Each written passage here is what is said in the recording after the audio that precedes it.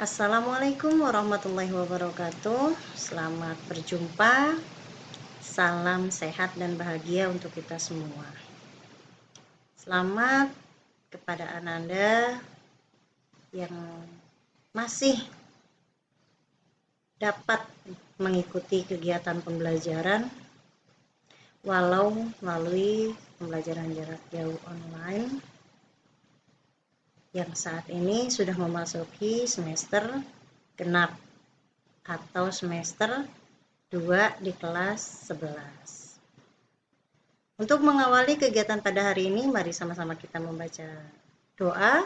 Untuk yang beragama muslim, kita membaca basmalah, dan beragama lain silakan menyesuaikan. Semoga dengan barokah doa, Allah memberikan kemanfaatan ilmu yang kita pelajari. Membaca basmalah dimulai. Bismillahirrahmanirrahim. Ibu harapan semua dalam keadaan sehat walafiat. Pada hari ini, di semester 2, Ananda kelas 11 akan berjumpa dan bersama Ibu pada kegiatan sesi bimbingan dan konseling. Nah, materi yang akan kita bahas pada kesempatan kali ini yaitu aku menjadi pribadi yang mandiri. Tujuan materi pribadi mandiri ini yaitu memahami tentang pribadi serta memiliki sikap mandiri yang mengarahkan dirinya mengerti terhadap konsekuensi setiap perbuatan yang dilakukan. Menjadi pribadi mandiri yaitu terampil karena memiliki sebuah keterampilan sangat penting bagi seorang individu yang ingin lebih mengontrol kehidupannya secara mandiri untuk mencapai sebuah tujuan. Dan mandiri juga dapat memberikan Ananda kebebasan untuk melakukan apa yang Ananda inginkan dengan memiliki keilmuan dan kepercayaan diri serta kecakapan hidup untuk menemukan beberapa solusi dari permasalahan yang Ananda hadapi. Selain itu, berdasarkan hasil penelitian atau studi menunjukkan bahwa orang yang memiliki kelebihan atau memiliki kemampuan untuk mandiri adalah orang yang memiliki kebahagiaan. Karena sejatinya orang mandiri adalah memiliki keinginan, kemauan, dan memiliki harapan serta tujuan yang ingin dicapai. Sehingga apa yang direncanakan sesuai dengan apa yang ada pada kenyataan sehingga dia memiliki sebuah kebahagiaan dengan tujuan yang dihasilkan. Hal ini karena mereka merasa rasa nyaman dan sukacita ketika dapat mengambil hidupnya di bawah kemampuan atau berdiri di atas kemampuan dan kepercayaan diri sendiri atau di tangan sendiri gitu ya. Untuk video nanti Ananda silakan searching di Google yang berkaitan dengan tema pada hari ini. Ini alamat YouTube-nya. Silakan nanti dibuka. Di sini dalam kemandirian kita akan bahas tentang pengertian pribadi yang mampu merencanakan, berperan, bertanggung jawab atas segala keputusan yang diambil dalam kehidupan. Itu pengertian dari kemandirian. Nah, pribadi yang mandiri yang seperti apa? Yang memiliki visi dalam hidupnya, yang memiliki misi, dan menentukan target atau tujuan hidup. Nah, visi di sini yaitu merupakan tujuan arah cita-cita jangka panjang yang ingin dicapai oleh seseorang atau sekelompok atau organisasi maupun sebuah perusahaan. Karena di sini kita selain pribadi juga merupakan pelajar SMK, di mana lulus SMK kita atau Ananda akan menentukan arah karir ke depan. Nah, selain visi, apa sih yang harus dimiliki? Yang kedua yaitu misi. Apa itu misi? Semua langkah, strategi, atau taktik, atau cara yang dilakukan untuk bisa mewujudkan visi yang telah dibuat.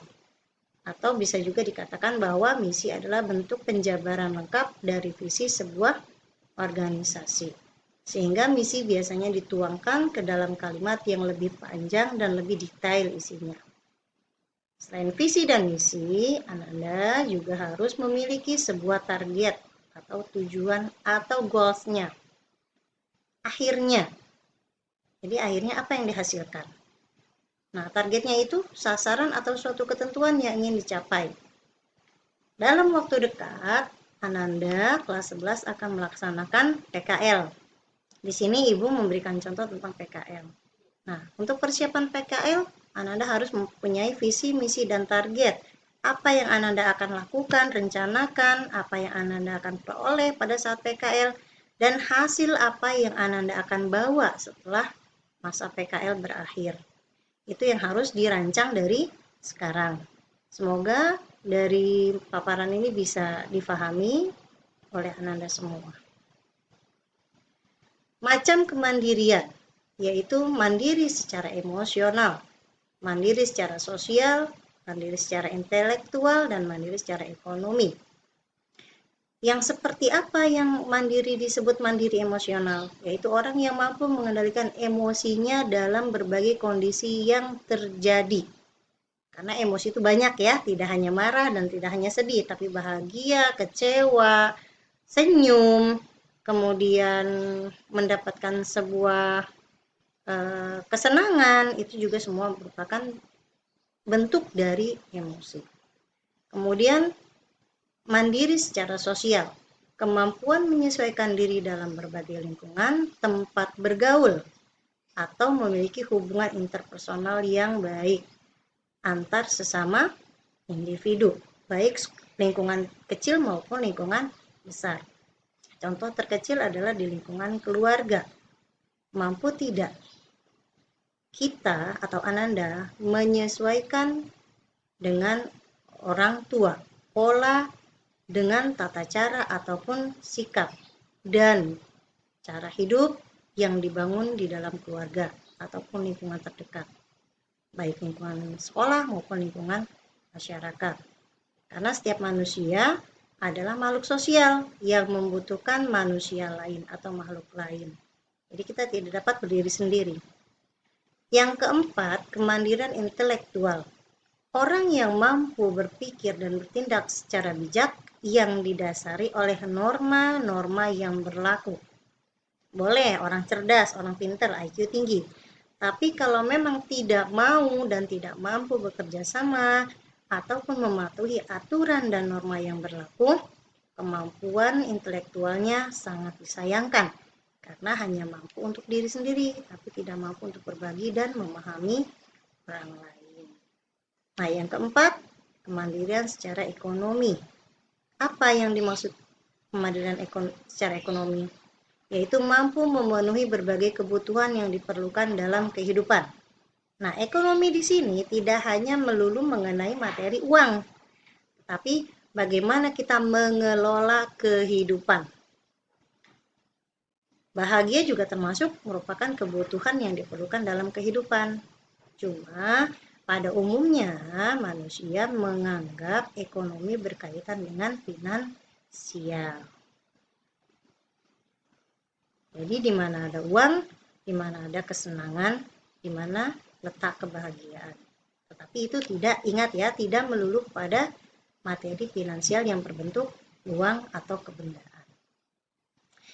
Di sini kita juga akan membahas tentang beberapa karakteristik pribadi mandiri. Di antaranya itu pribadi mandiri, pribadi yang berani, mau belajar, mau berlatih berdasarkan pengalaman hidupnya. Kalau kemarin semester 1 atau semester ganjil, hasil dari pembelajaran selama 1 tahun ajaran atau 1 semester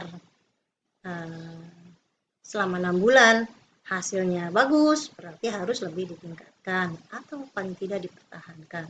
Kalau memang belum maksimal, belajar lebih giat lagi, percaya pada diri dan kemampuan, berusaha untuk menjadi yang terbaik, jangan pernah mau untuk merasa lemah, karena kelemahan seseorang ada pada cara berpikir seseorang.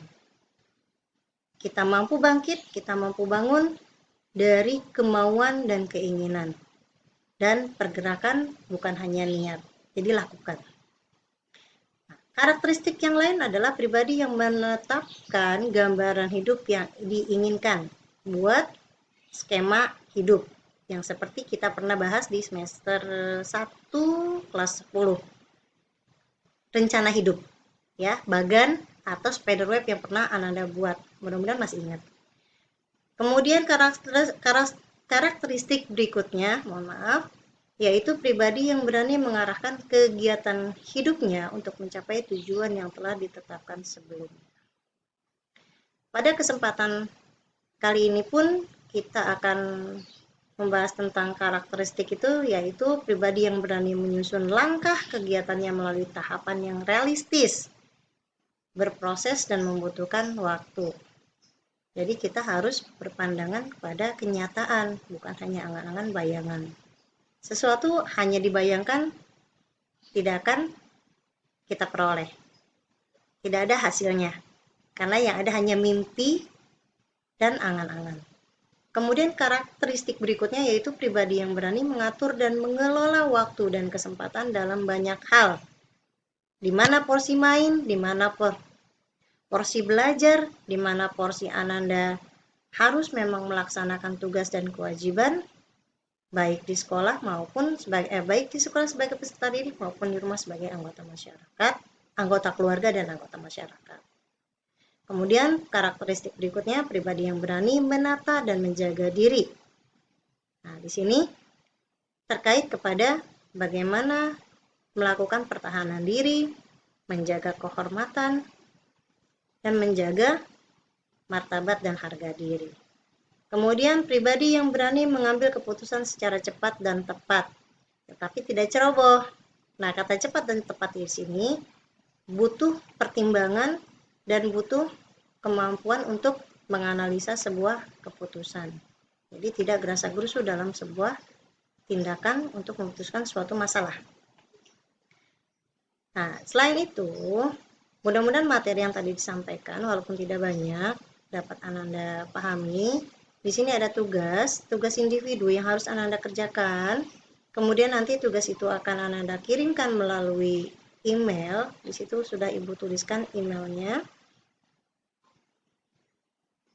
Mudah-mudahan bisa terlihat nanti. Jika memang tidak terbaca, nanti boleh lewat WhatsApp Ananda tanyakan kepada Ibu. Di situ ada 3 bentuk tugas, 2 tugas dalam bentuk Word dan 1 tugas dalam bentuk poster. Silakan dikerjakan.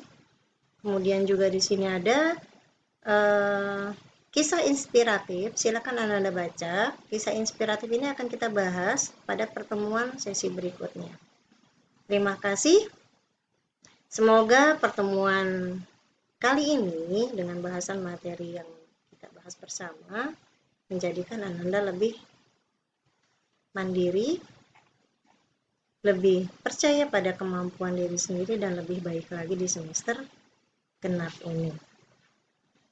Kita akhiri dengan mengucap hamdalah. Silahkan nanti kerjakan tugasnya, kumpulkan sesuai dengan target tugas yang sudah ditetapkan di dalam kertas lembar tugas, kemudian kirimkan kembali melalui email. Kita akhiri dengan mengucap hamdalah. Alhamdulillahirrahmanirrahim. Ibu akhiri sesi penjelasan materi hari ini. Assalamualaikum warahmatullahi wabarakatuh.